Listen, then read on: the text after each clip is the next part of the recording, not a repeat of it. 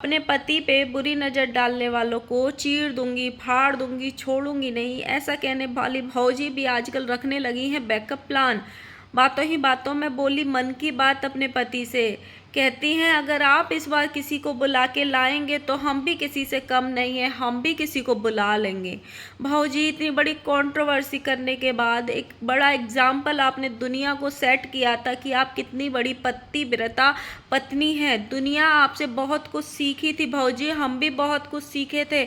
अभी तो हम आपके पद चिन्हों पे चलने लगे थे कि पतिव्रता कैसे बना जाता है, और अभी हम चलना स्टार्ट ही किए थे कि भौजी आपने ऐसा स्टेटमेंट दे के हमारे दिल को तोड़ दिया। अब बताइए हम क्या ही करें भौजी। अभी तो हम सीखे थे कि भौजी की तरह अपने पति का ध्यान रखेंगे, जो हमारे पति पे बुरी नज़र डालेगा उसको चीर देंगे, हम फाड़ देंगे, दुनिया से अलग कर देंगे, लेकिन अपने पति पे बुरी नज़र डालने वालों को छोड़ेंगे नहीं।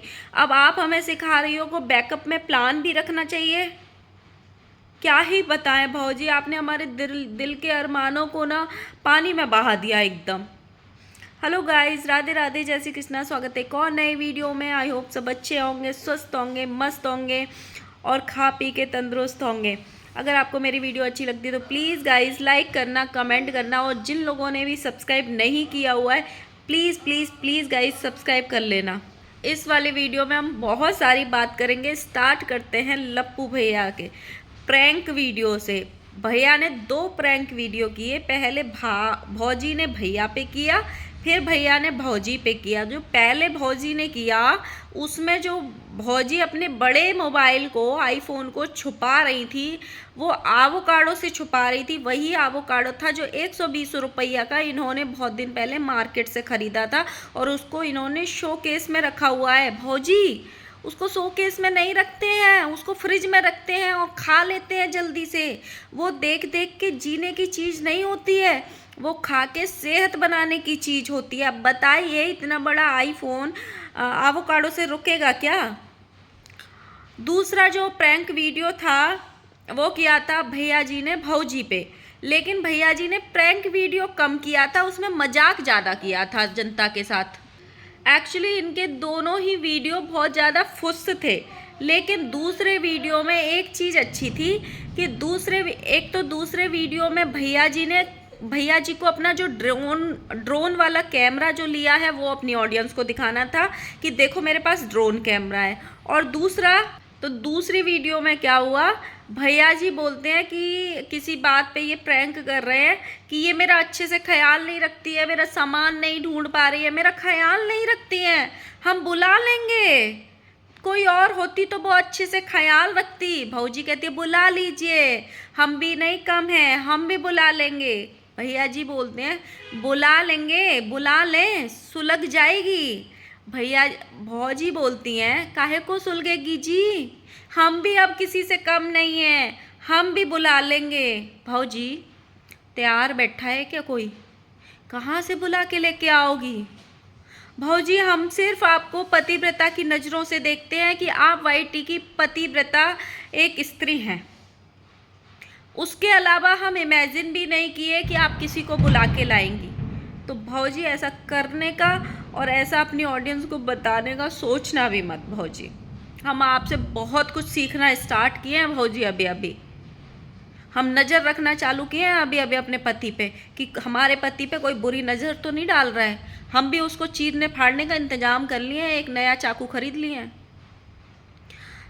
दूसरा भौजी आप चप्पल पहनती हैं कि खड़ाऊ?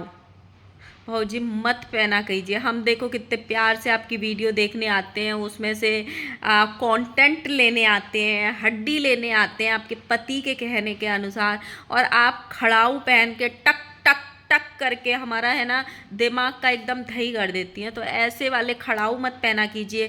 पता है वैसी वाली फीलिंग आती है आपकी खड़ाऊओं की आवाज़ सुन के, जैसे घोड़ा घोड़ी नहीं होते, घोड़ा घोड़ी के नीचे जब घोड़े के पैर ना घिस जाएं, इस वजह से उसके लोहे की नाल लगवा देते हैं। आपने देखा होगा, नहीं तो सर्च करना आप गूगल में कि घोड़े की नाल क्या होती है, तो उसमें लोहे की घोड़े की नाल लगवा देते हैं। तो घोड़ा जब चलता है तो वो टक टक टक की आवाज़ इसीलिए करता है।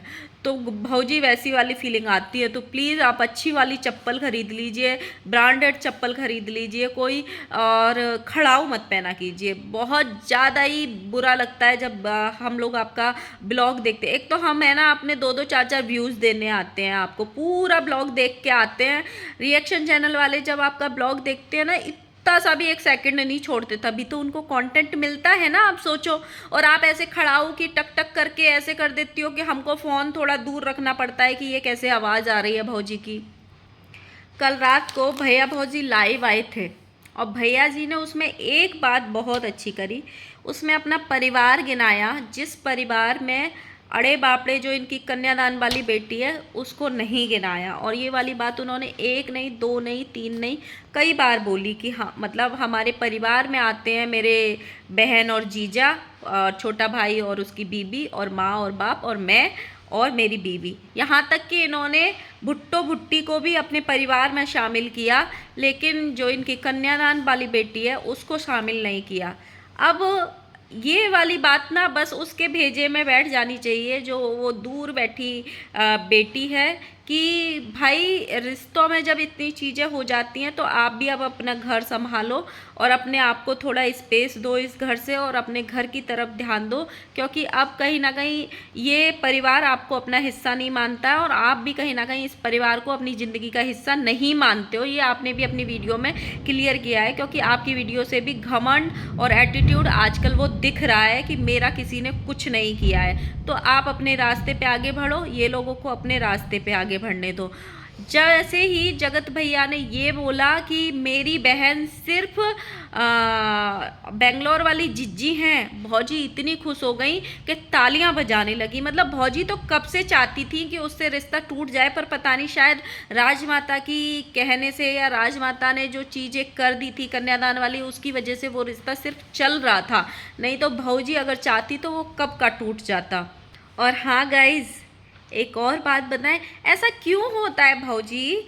भैया जी जैसे ही दिल्ली की साइड चलते हैं, जैसे ही अंबाला से निकलते हैं, आपका जो एक्सीलेटर है, आपका जो गाड़ी है, वो अपने आप भूमित भुट्टो के साइड कैसे घूम जाता है, मेरी आज तक समझ में नहीं आई। और जब घर पहुंचने के बाद, भुट्टो के घर पहुंचने के बाद ये लोग थंबनेल लगाते हैं, अचानक आए भुट्टो के घर।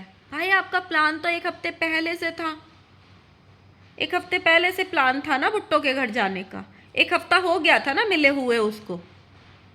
ऑडियंस आपको गाली दे, ऑडियंस आपको समझाए, भौजी को क्या ही फर्क पड़ता है उस बात का। भौजी तो सिर्फ बाद में थंबनेल लगाने आएंगी कि लोग हमारे रिश्ते को गलत समझ रहे हैं, लोग हमको गलत समझ रहे हैं, ऐसा कुछ नहीं है, हम सिर्फ अपनी गृहस्थी पे ध्यान दे रहे हैं। पर भौजी बाद में रोक नहीं पाती हैं, 1 हफ्ते मिले हुए भी भैया जी तो रोक नहीं पाते। भैया जी घर में घुसते ही सबसे पहले 4 बार उस छोटे बच्चे गुन्ना को ये पूछते हैं, गुन्ना मम्मी कहाँ है, मम्मी कहाँ है। मम्मी जब आती हैं मंदिर से, भैया जी की नज़र सीधे उनके कपड़ों पे पड़ती है। ओहो भुट्टो रानी, आज साड़ी क्यों पहनी हो, ग्रीन कलर की साड़ी। मतलब भैया जी ये कौन सी हरकत है? वो आपकी बीवी नहीं है भैया जी, वो किसी और की बीवी है। तो इतना डीपली क्या पहना है, किस कलर का पहना, नहीं देखा करो, नहीं देखा करो। और वैसे भी कोई दुनिया से सुंदर साड़ी नहीं पहनी थी जो आप उसको प्रमोट कर रहे थे अपने, वही 200 रुपये वाली टिशो की साड़ी थी वो। और उसमें भी भुट्टो रानी मिसमैच ब्लाउज पहनी थी कि मतलब डार्क ग्रीन कलर की साड़ी के अंदर, बताइए भाई, येलो कलर का पेटीकोट पहनी थी। और देखिए भैया जी जो है भुट्टो रानी का कितना ख्याल रखते हैं। उनको पता था कि भुट्टो रानी आजकल व्रत रह रही है नवरात्रियों के, इसलिए भैया जी कुछ और चटपटा आइटम नहीं लेके गए, थैली भर के फ्रूट्स लेके गए भुट्टो रानी के, ताकि भुट्टो रानी खा के सेहतमंद रहे, पतली ना हो जाए।